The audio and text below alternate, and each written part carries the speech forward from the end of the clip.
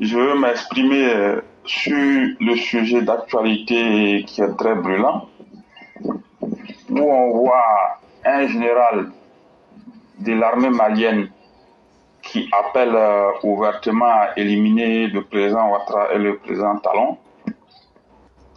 Bon, vous savez, par le passé, j'ai eu à dire ici au cours d'une émission que, qu'on le veuille ou pas, la guerre entre la Côte d'Ivoire et les États de l'AES, dans tous les cas de figure, elle allait avoir lieu et qu'il fallait s'y préparer. Et quand vous regardez aujourd'hui, tous les éléments en notre possession, avec les déclarations, ça montre que effectivement, nous y sommes. Aujourd'hui, tout se trouve devant nous, il n'y a plus de doute. Quand vous voyez que les gens, comme vous avez eu à le dire, ils se lèvent maintenant pour déclarer publiquement que eux, ils vont chercher coûte que coûte à éliminer le président Ouattara et le président Talon, c'est que depuis très longtemps, les projets sont en préparation et nous disons qu'il n'y a pas de problème. Nous sommes suffisamment prêts, leur jour sera le nôtre. Le jour où ils ont prévu d'assassiner le président Ouattara ou le président Talon, ce même jour sera le nôtre.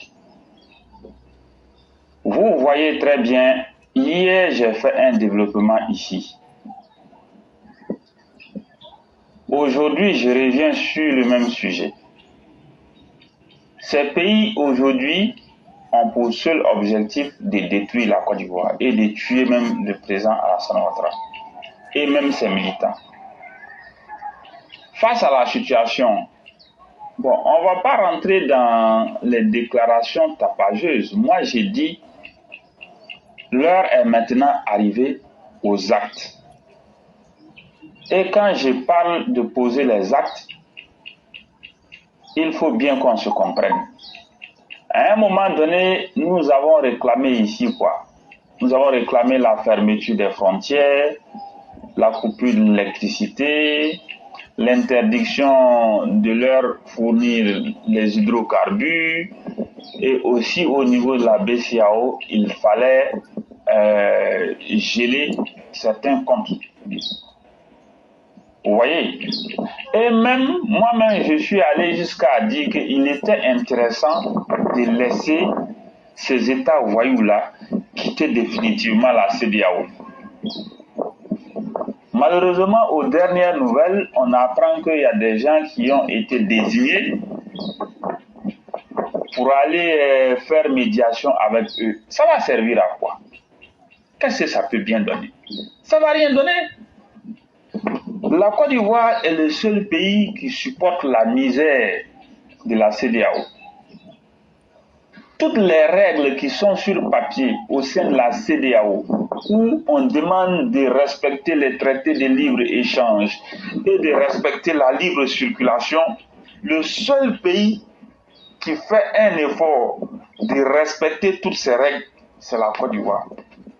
Mais en retour, est-ce que tous les avantages accordés aux ressortissants maliens, burkinabés et nigériens, est-ce qu'en retour, les Ivoiriens ont droit à tous ces avantages au Burkina Faso, au Mali et au Niger?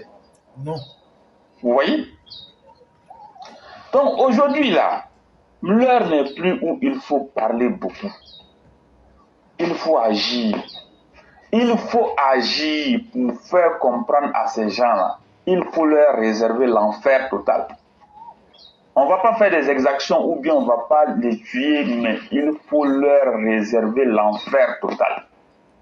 Et là-dessus, il ne doit plus avoir de sentiments ou de pitié. Tout ce qui peut être mis en œuvre pour éloigner définitivement les Maliens et les Burkinabés hors de la Côte d'Ivoire, il faut le faire. Il faut le faire. On ne va pas chercher à faire des exactions, mais il faut poser des actes très forts. Tout ce qui se dit aujourd'hui, quand vous allez sur les réseaux sociaux, de la part de ces pushistes-là, tout ce qui se dit, ils cherchent à éliminer le président Ouattara. il cherche à éliminer le président Talon, il cherche à déstabiliser la Côte d'Ivoire. Tout ce qui s'est dit de cette façon, c'est soutenu par les Maliens, les Burkinabés et les Nigériens. Qu'est-ce qu'on attend? Qu'est-ce qu'on attend? Moi, je l'ai dit, hein. Je l'ai dit, il faut que les choses soient claires. Fermer les frontières, on va gagner en temps. L'argent, c'est quoi? Mieux vaut être en paix que d'avoir de l'argent. C'est ces échanges commerciaux que nous faisons avec eux. C'est pourquoi? C'est peut-être pour avoir de l'argent, sinon nous, on n'a pas besoin. Mais cet argent-là, à quoi ça va servir si ces gens-là cherchent à détruire la Côte d'Ivoire? La Côte d'Ivoire a suffisamment de moyens pour financer ses projets de développement, a suffisamment les partenaires extérieurs. La Côte d'Ivoire a suffisamment les ressources en interne pour faire face à tous ces projets, payer ses fonctionnaires et faire vivre le pays. On n'a pas besoin forcément de faire des échanges commerciaux avec ces délinquants-là. Donc moi je pense qu'aujourd'hui là, il est vraiment grand temps de se faire respecter.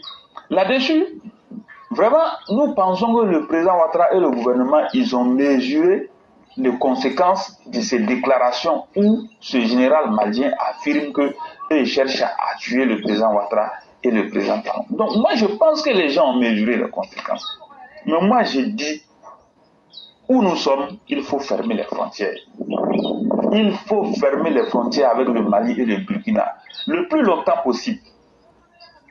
Ils vont se débrouiller là-bas. Laissez-les dans leur AES là.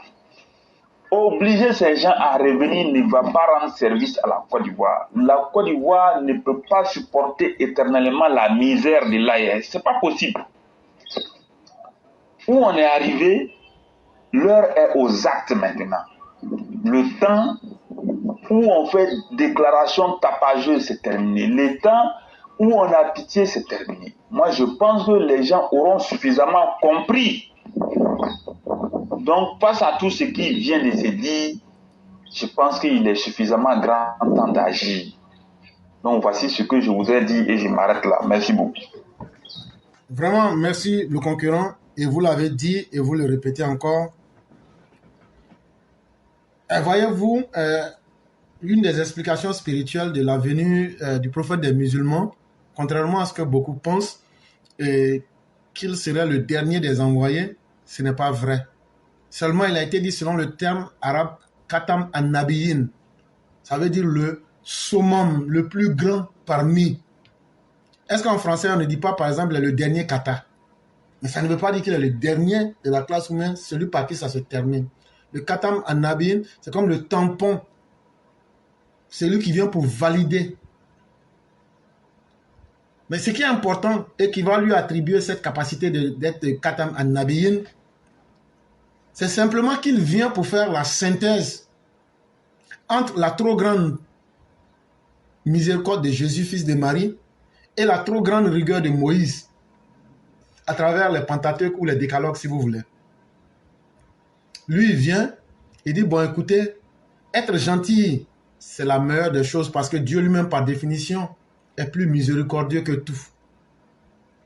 Mais en même temps, il impose le réalisme. Il y a des gens, quoi que tu fasses, eux, leur cœur endurci comme des pierres ne changeront jamais. Ceux-là, il faut appliquer la loi sur eux. Mais ceux qui veulent se réformer, ceux qui ont un cœur qui est ouvert à la miséricorde divine, tout ce qu'ils auront à faire, c'est de faire la tauba, c'est-à-dire de faire le repentir. Et c'est pourquoi, par exemple, l'islam n'accepte pas. Tu peux faire quelque chose de mauvais, mais ne sois pas fier de cela en public. Par contre, tu peux poser un acte gravissime, mais quand, au fond de toi-même, tu n'es pas fier de toi-même et tu cherches à te repentir et à te corriger, la porte pour te repentir te sera toujours ouverte. Ces peuples du Mali, du Burkina et du Sahel, ils sont dans un état où leurs cœurs sont endurcis aujourd'hui, à tel point qu'ils sont prêts à tout pour détruire toute l'Afrique. Eux là, le fait qu'ils soient arrière là, ils ne se disent pas que c'est ce qu'eux-mêmes ils pensent là, c'est ce que la nature leur retourne. Hein. Ce n'est pas ce qu'eux pensent.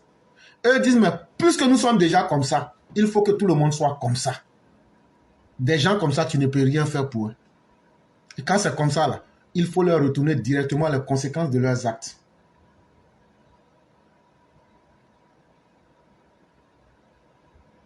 Et quand tu leur retournes les conséquences de leurs actes, c'est la seule manière qui leur fait comprendre que les choses peuvent aussi changer parce que ce qu'ils font là, on peut leur imposer du répondant en face. Et comme tu l'as dit, je suis totalement aligné avec ce que tu dis. On aurait voulu aujourd'hui que les mesures de rétorsion et de répression soient vraiment accentuées pour que ces gens-là comprennent que l'heure de l'amusement est terminée. Et vraiment, merci beaucoup. Je vous remercie. Bonne soirée à tout le monde. Excellente émission. À vous également et bien des choses à toute la famille.